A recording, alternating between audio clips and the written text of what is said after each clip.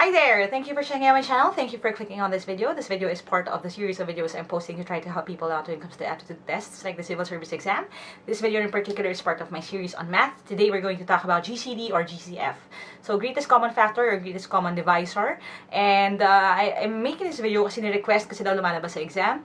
And the reason why I wanted to make this video is to show you my technique para hindi nyo kailangang ilista lahat ng mga factors. Kasi yun ang traditional method of solving this. And I found it really tedious, lalo na if you're dealing with big numbers.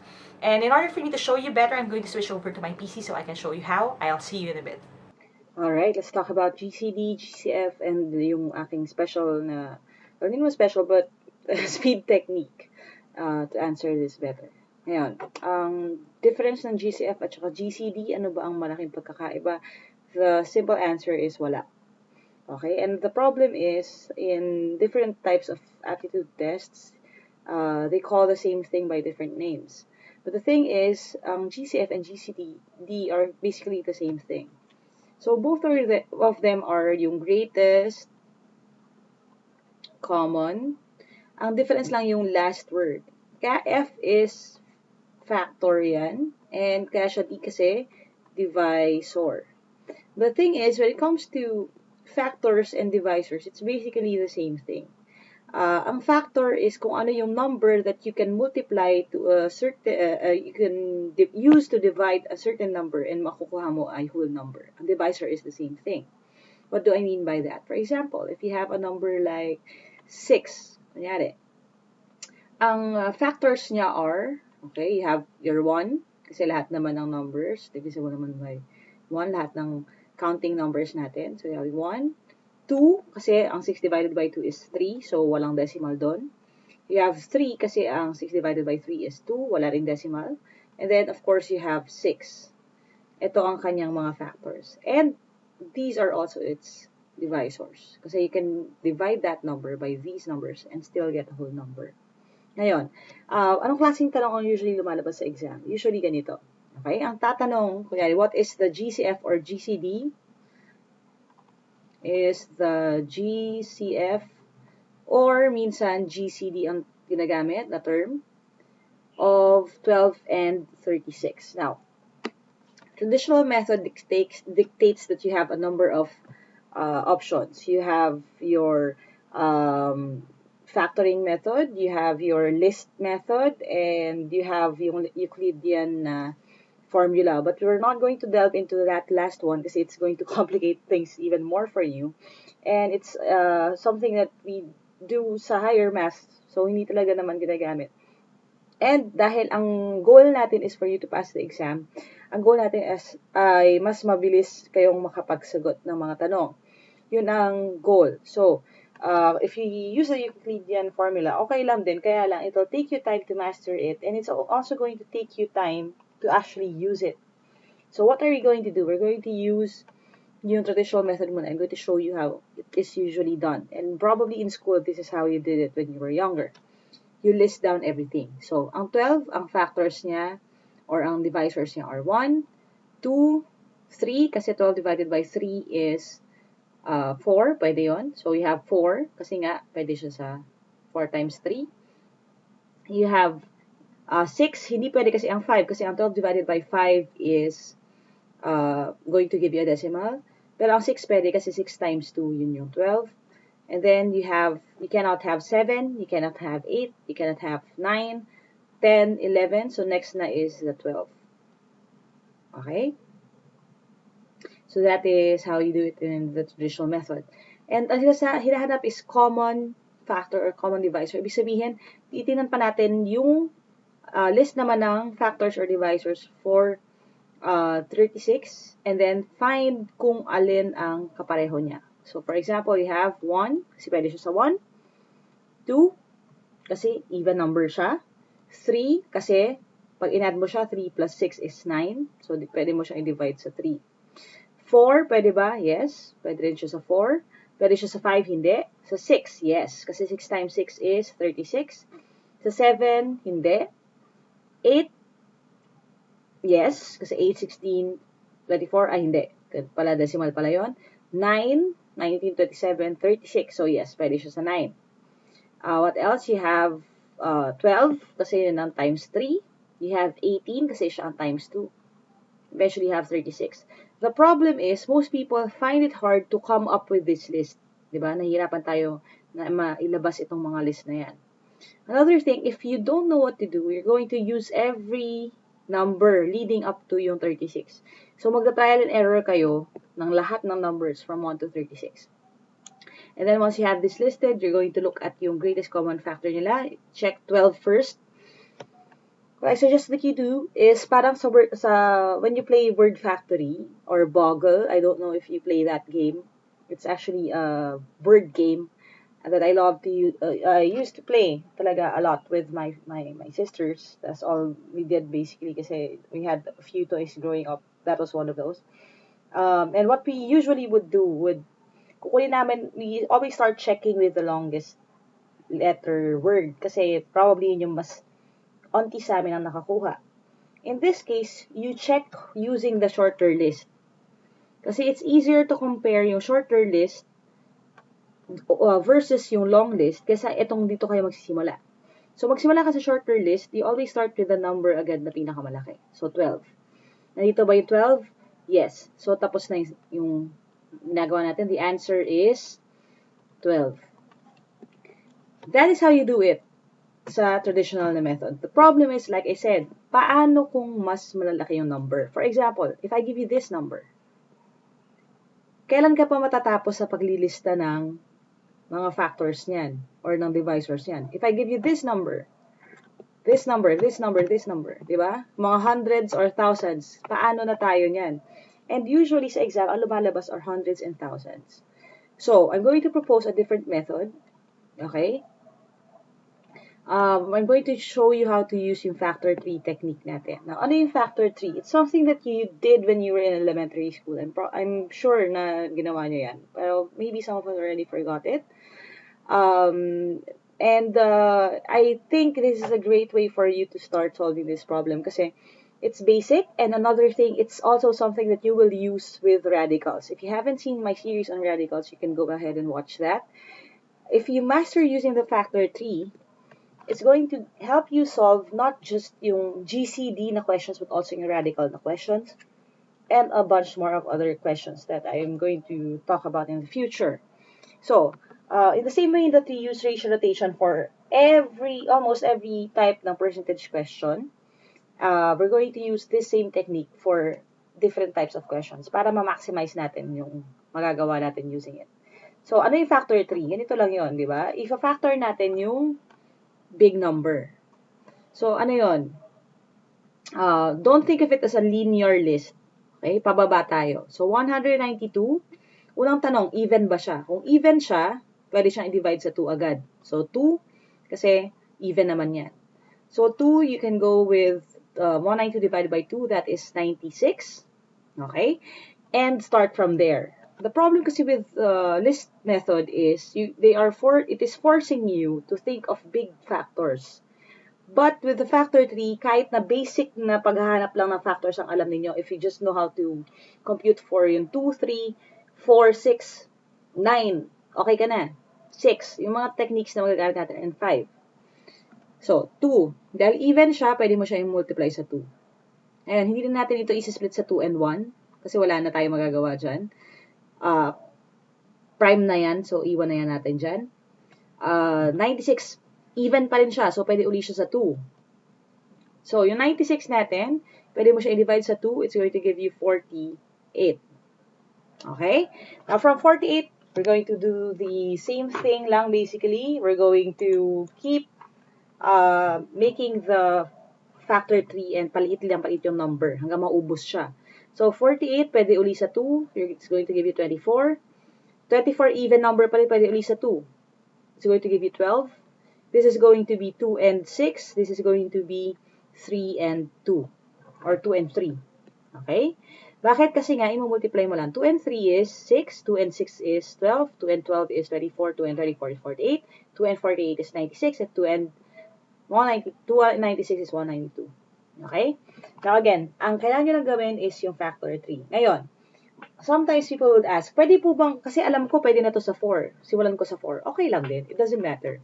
Pinapakita ko na sa inyo yung longer method just for you to visually see it and para bigyan ng pagkakataon yung mga hindi komportable sa big factors. Okay? Pero if you start with 4 here, okay lang din. Kaya lang ang mangyayari, it's going to be 4 times 48 agad.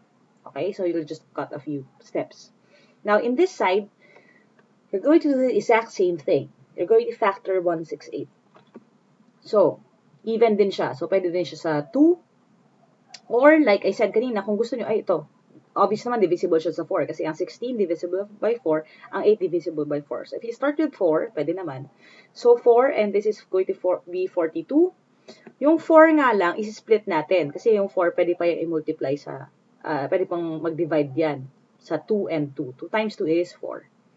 In this side, bababa natin, it's going to give you 2, kasi even number yan, and then 21. This is going to give you 3 and 7, kasi 7 times 3 is 21. 7 prime number na, 3 prime number na. Pag sinabing prime number, ibig sabihin the only numbers that you can divide nang walang decimal ang makukuha mo, ng whole number makukuha mo is itself. So, 1 times 7 na lang, tsaka 1 times 3.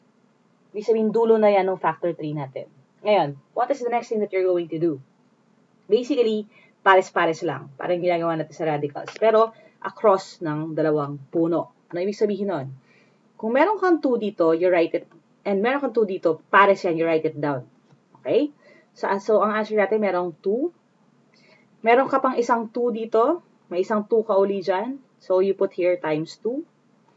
Match lang ng match. So, itong 2 na to, kapares niya naman itong 2 na nandyan. So, times 2 uli. Ngayon, meron pa bang 2? Wala na. Pero merong 3. So, ibig sabihin, itong 3 na to, ang kapartner niya ay ito. So, times 3. Wala nang iba. Wala nang pwedeng gawin. Ibig sabihin, ito na yung sagot. The answer is 2 times 2 times 2 times 3. Ano yon? 2 times 2 is 4. Times 2 is 8. Times 3 is 24. So, the greatest common factor or greatest common divisor is 24. Okay? So, I hope you got that technique because we're going to try to solve another one. This is the next question. I'm going to ask you or challenge you to try to answer this by yourself. So, hit pause now.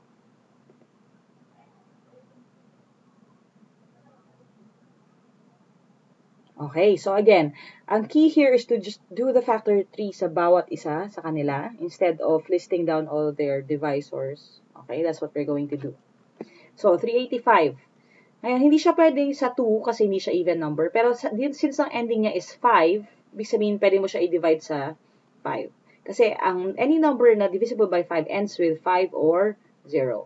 So, pwede siya doon. So, you can divide it by 5. This is going to be 77. Sorry.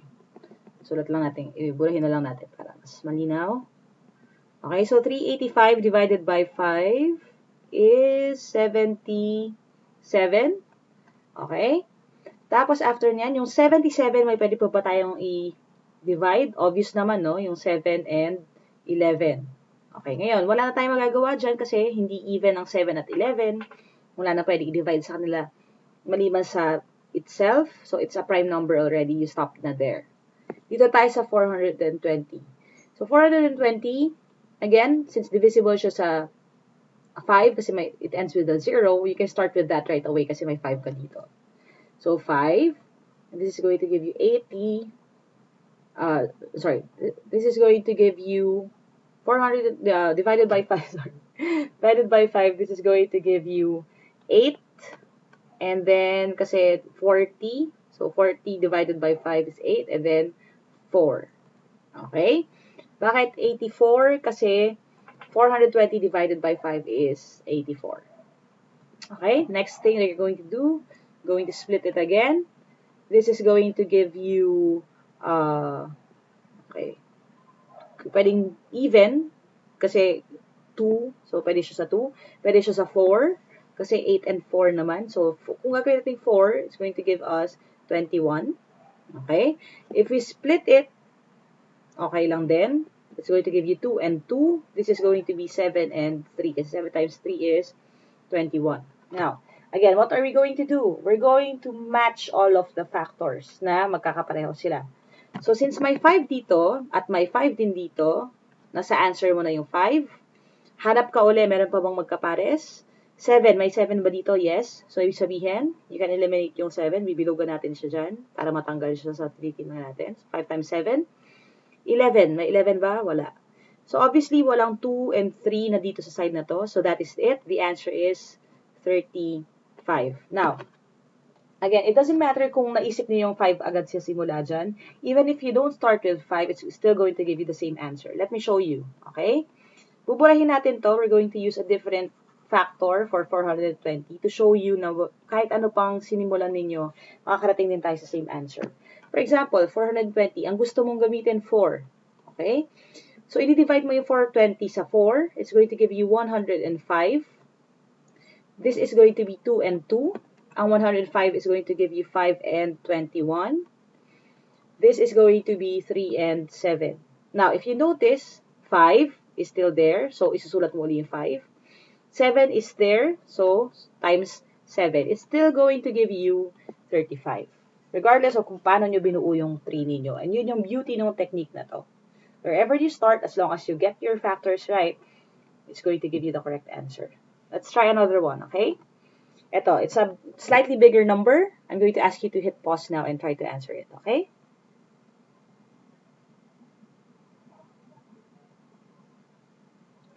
Alright, let's see how you did. Sabi 875 tsaka 1500. Ano daw ang greatest common divisor or greatest common factor nila? So, obviously, it ends with 5. So, pwede siya sa 5. This is going to give us 175. Now, yung 175, pwede uli siya sa 5.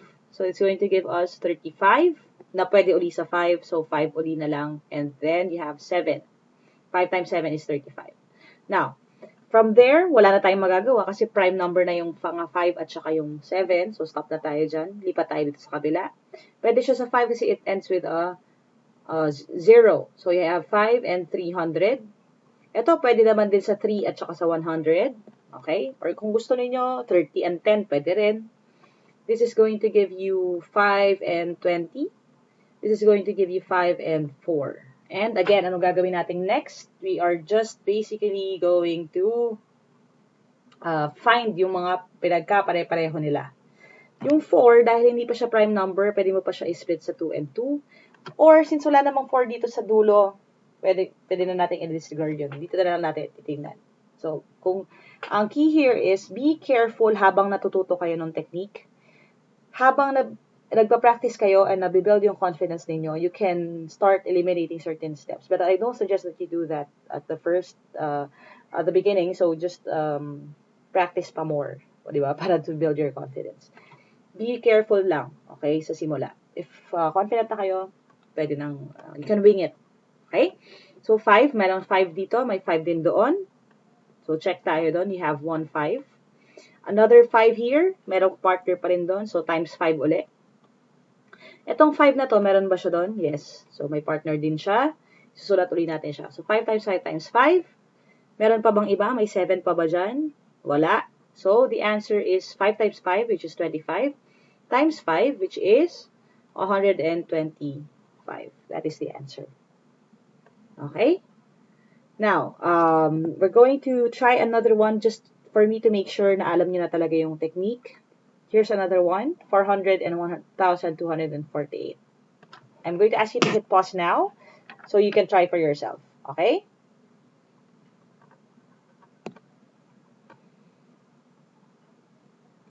Alright, let's see how you did. Okay, so 400. Pwede siyang 4 and 100. That is the most obvious one. 4 is 2 and 2. Ang 100 is, you can use 2 and 50. 50 is 2 and 25. And you have 25, which is 5 and 5. Okay? Wala naman na tayong magagawa. Tapos na tayo. Lipat na tayo sa 1248. And 1248, pwede siya sa 2, obviously. Pwede rin siya sa 4. Kasi 1,248. Ang 12 divisible by 4. Ang 4 din. Ang 8. So, okay lang siya sa 4. You can start with 4 agad. It's going to give you 312. Okay? Yung 4 is going to give you 2 and 2. This is going to be divisible by 2 then. So, 2. You have 1, 5, 6. Okay? After that, you can split this again. Pwede mo siyang kunin na 2 uli kasi even din siya. So, it's going to give you 78. Okay? After that, you can split it again. It's still an even number. So, 2 and 39. It's going to give you 3 and 13. Yung 13, wala nang pwedeng i-multiply dyan maliban sa 13 times 1. So, prime number na rin siya. It ends there. Okay? Now, this is another, a shortcut to a shortcut that I'm going to teach you. Again, if you don't get it at first, okay lang yun. Ang key here is to keep practicing. Okay? Pwede nyo i-break down ng isa-isa. Anong sinasabi kong speed technique pa? It's this. Nakikita nyo yung mga puno dyan. Okay? Kasi yung 4 is 2 and 2. Pwede kong gawin na isa-isahin ko yung 2, 2, 2, 2, 2. Kaya nakita ko ang daming 2 eh. So, anong gagawin ko? Instead of getting this, I'm just going to get the 4. Okay? At pag kinuha ko siya, may kapares kasi siyang 4 din dyan eh. And then, i-eliminate ko na yung nasa ilalim niya. Kasi nabilang na yun eh, counted na yun. So, you have dalawang 4. So, pares yun. You have 4 here. Times, and then you have another pair of 2s. Kasi daming 2, puro 2, di ba? So, dalawang 2 dyan, may dalawang 2 ka doon. Bawat dalawang 2 ay 2 times 2 or 4. So, instead of writing 2 and then another 2, I'm just going to put 4 here. Okay? Now, looking at it, meron pa bang iba? Wala na kasi wala ng 5. So, the answer here is 16. Okay? So, again, that is what's going to happen if mabibuild na yung confidence level ninyo. But if you don't want to do that, if you want to use yung ating original na method, okay lang din. If you let me, I'll just show you. Okay? Para visually makita ninyo na it's going to be the same answer. Okay? Kung iisa-isahin ko, which is something na option sa inyo if you're not yet confident with your math skills, pwede rin naman. So, 2, 2. Pares siya. 2 times, isa pang 2. May kapares din siya doon. So, isa pang 2 dyan. Itong 2 na to may kapares din doon. So, you're going to put times 2 uli. And then this 2, may kapares din siya doon. So, it's another times 2. Dahil wala nang iba, it's going to be that. You just solve it. 2 times 2 is 4. Times 2 is 8. Times 2 is 16. So, if you see it here, pareho rin naman ang sagot. Again, that's the beauty of this method. Okay? You're going to arrive at the same answer no matter where you go, as long as tama yung processing ninyo. Okay? Alright, I hope you learned something new today. If you did, click thumbs up. Make sure to share this video with your friends if marami pa kayong kilala na magtitake ng exam. And also, subscribe to this channel para malaman niyo as soon as new video posts. There is a bell doon sa subscribe button now sa YouTube. Make sure that you hit that bell para ma-notify kayo as soon as may bago. And there are more videos coming up really soon, so make sure na nakasubscribe kayo. Also, if you want to reach out to me and make requests, you can go to www.facebook.com/Team Lyqa. You can also go there to find out how to get your own review materials if you want some of those. And also, if you want to request kung ano yung mga topics na gusto nyo pag-usapan natin in the future.